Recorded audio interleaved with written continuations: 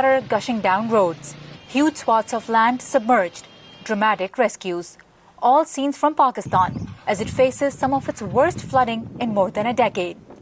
As floodwaters came bursting through their doors, residents of one village say they barely had time to save their lives. We were asleep at midnight. As soon as the waters came, floors separated from walls. Floors burst open. Walls started to shake and houses started falling. Our entire house fell. Monsoon rains bring much-needed water to Pakistan every summer. But this year, they've brought widespread destruction.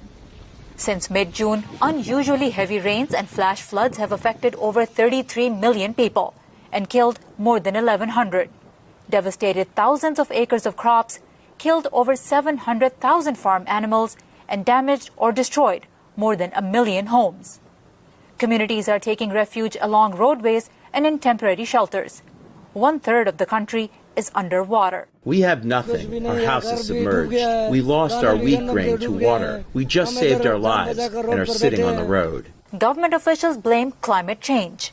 Based on satellite imagery, the European Space Agency says Pakistan's devastating floods are the result of rains that were more than 10 times the usual.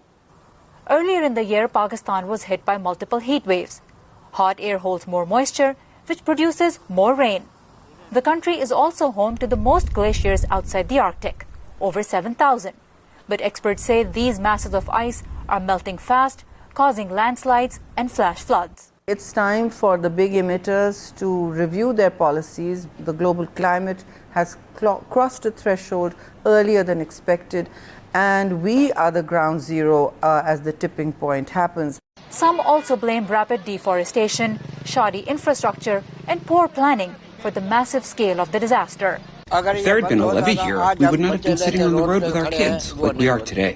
As families struggle for necessities, a health crisis is emerging. The World Health Organization has put Pakistan's floods at the highest level of emergency and announced $10 million in aid.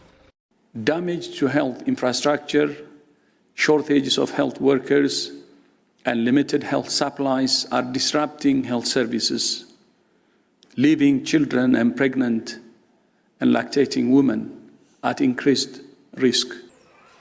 In addition, the loss of crops and livestock will have a significant impact on the nutrition and health of many communities.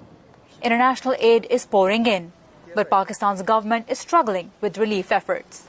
It's raining, we're getting drenched, our children are getting sick, we are not getting any help. When the rains pause and the waters recede, people search through their belongings, looking for whatever they can salvage. Officials estimate the damage to total at least $10 billion. The floods are a huge blow to Pakistan, which was already struggling to keep its economy afloat. Sarah Zaman, VOA News.